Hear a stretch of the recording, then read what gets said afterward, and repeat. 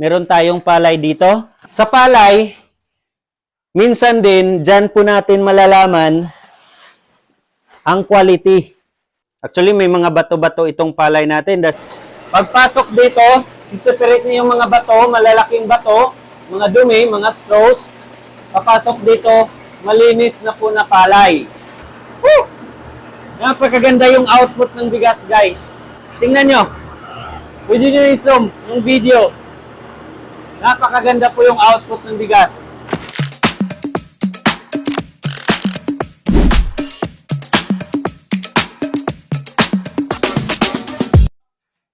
Magandang araw po mga ka-agri, mga kababayan, mga kaibigan.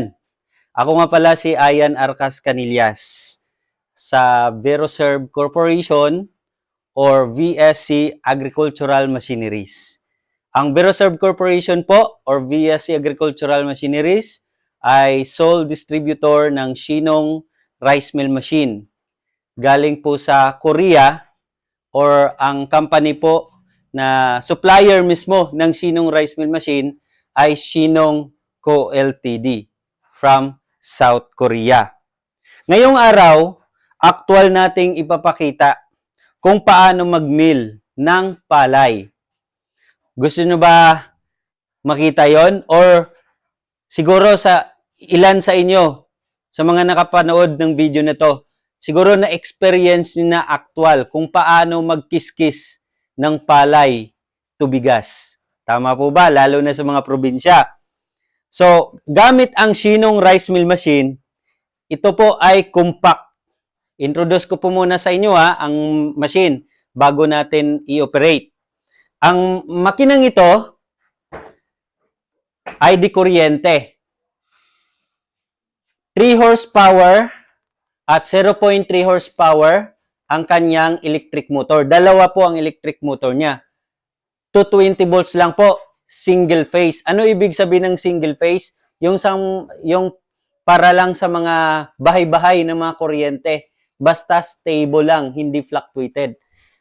Hindi na kailangan ng 3-phase transformer dito. Single phase lang po.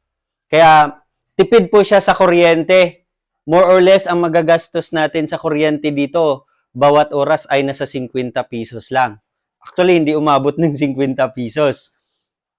Sobrang tipid sa kuryente. At ang kagandahan dito, 5-in-1 function na po ito.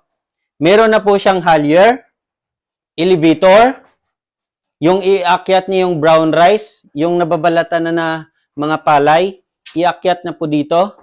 And then pupunta dito sa brown rice hopper natin at dadaan po sa ating polisher. Ang kagandahan po sa ating whitener polisher, lahat ng klaseng variety ng palay ay pwede dito. Black rice, brown rice, red rice, white rice, Japanese rice, Korean rice, kahit yung mga malagkit ng palay, pwede dito.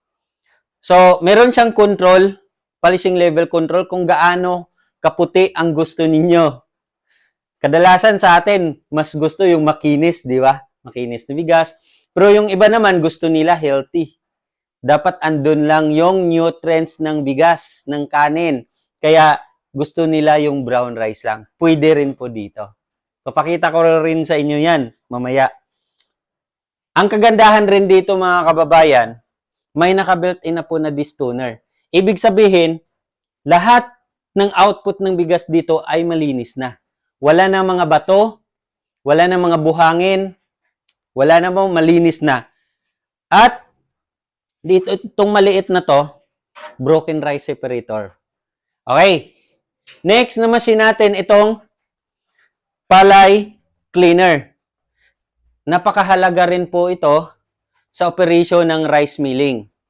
Dahil dito dadaan ang palay, lilinisin muna. At isa sa pinakamaganda dito mga kababayan, ay mababa na lang po yung lagayan ng palay. Dito na lang. O di ba, hindi na kayo mahirapan sa pagbuhat ng mga sako-sakong palay. Dito na mismo sa hopper natin. At 1 horsepower lang rin po ito. Huwag po kayong mag-alala. Hindi po ito magasto sa kuryente.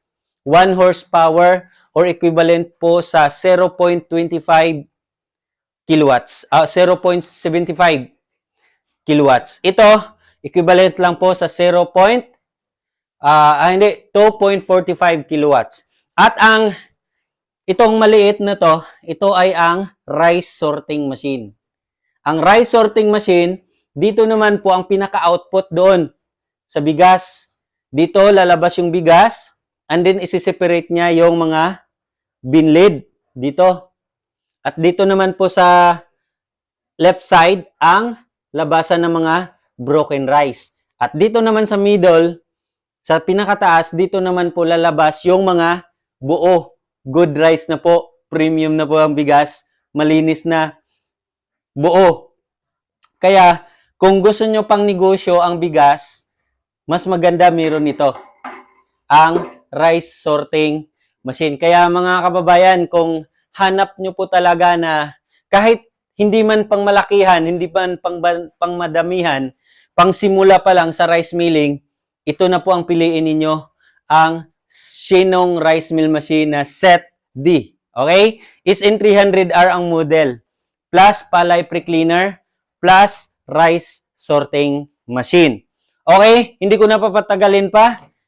Mag-testing na tayo para papakita ko sa inyo. Ito una, yung palay natin. Of course, meron tayong palay dito. Sa palay, minsan din, dyan po natin malalaman ang quality ng bigas. Dahil kung pangit ang palay, number one, kapag hindi ito tuyo, hindi siya naibilad ng maayos, ang resulta niyan, kahit gaano kaganda sa machine natin, maging broken rice siya. Ito, dapat ang palay natin, bago natin isalang dito, dapat nasa 14% and below. Either 12%, 13%, or 14% ang moisture content ng palay para makapag-produce tayo ng magandang quality at less broken na bigas. Okay, so meron na tayo dito siguro mga 5 kilos yung i-testing natin. Marami siyang dumi. Actually, may mga bato-bato itong palay natin dahil ibinilad ito sa kalsada. May mga straws pa. So, i-mill na natin ito. I-on, i-switch lang natin. And then, open lang natin ito. Dadaan dito. Then, makikita nyo po, pagpasok dito, siseparate niyo yung mga bato, malalaking bato, mga dumi, mga straws. Papasok dito, malinis na po na palay. Okay?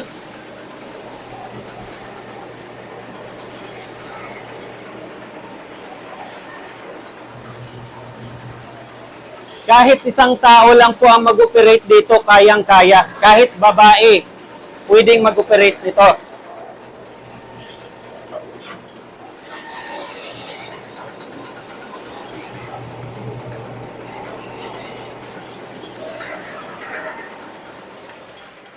Pwede na natin siyang i-off kapag puno na. Andito na po sa hopper natin ang perfect na at malinis na palay. Dito na po ang malinis na palay. Okay? From palay to bigas. Okay, bigasin na natin to. Palay. Malinis na, wala ng mga bato, wala ng mga straws, wala ng mga dahon-dahon. Mahalaga po yan na bago natin isalang sa rice mill natin, dapat po dadaan sa paddy cleaner. Okay. Meron siyang dalawang switch ito. Ang switch na malaki ay para sa malaking motor. Siya po ang nagpapagana sa ating halyar at elevator. Ito namang green na to, maliit sa taas, ay switch po ng ating 0.3 horsepower na electric motor. Siya po ang nagpapagalaw ng ating distoner. Okay? So, sa paliser din, itong malaki. Okay, unahin lang natin to. 50 amperes to. Ito naman yung maliit. Meron siyang ampere meter sa dito.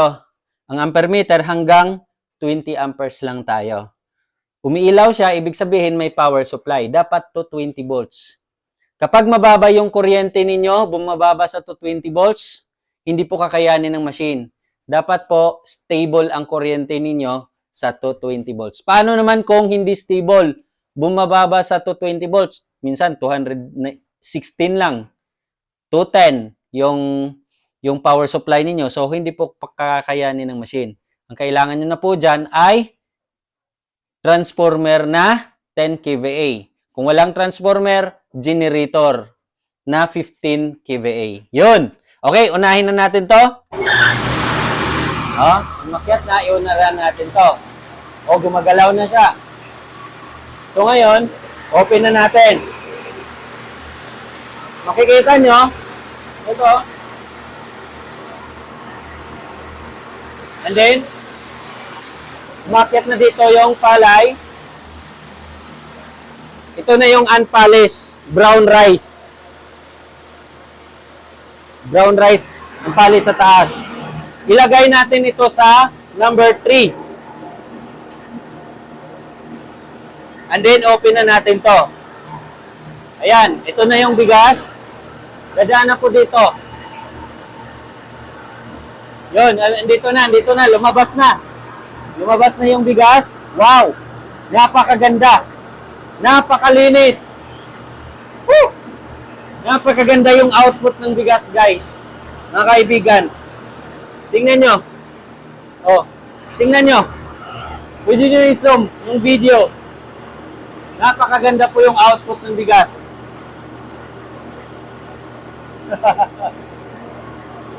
Ito ay perfect po sa inyong negosyo. Kung balak nyo po talaga magkaroon ng bigasan ng negosyo, perfect po ito. Yan. Malinis po. Malinis ang bigas. Sobrang dali lang. Sobrang dali.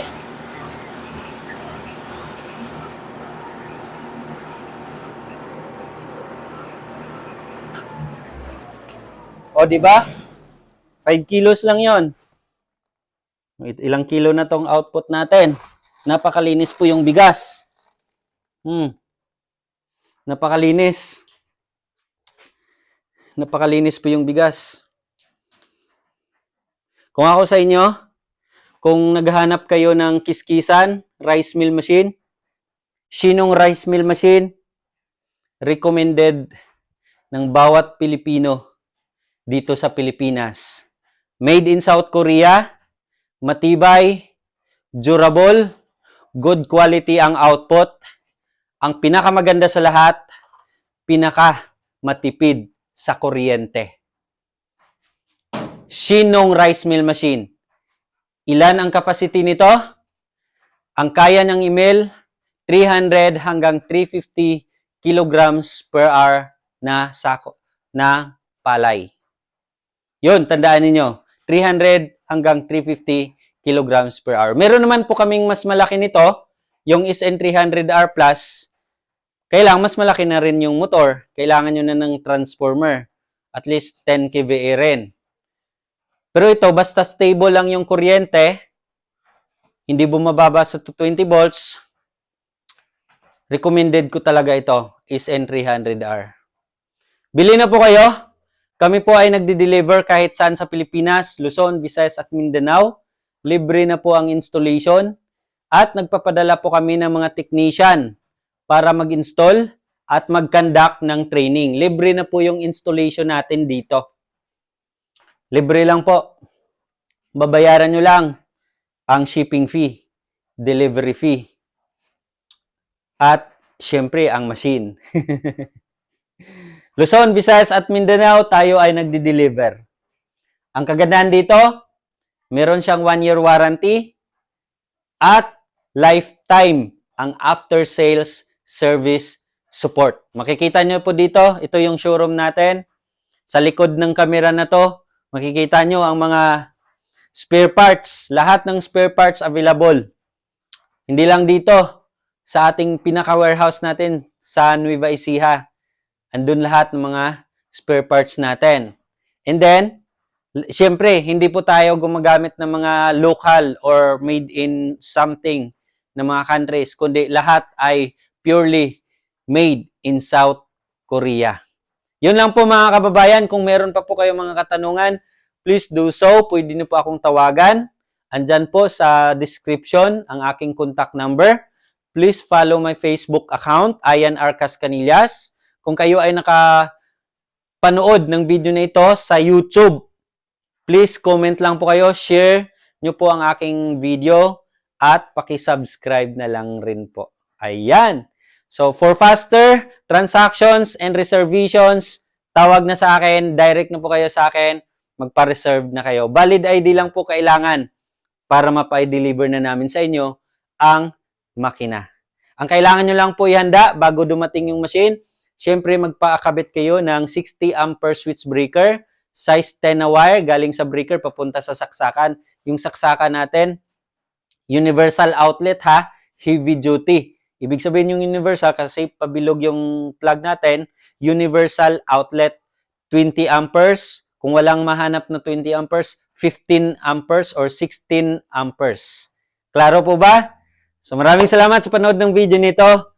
Sana po magpapa-deliver na kayo. Pa-reserve na po kayo. Maraming salamat.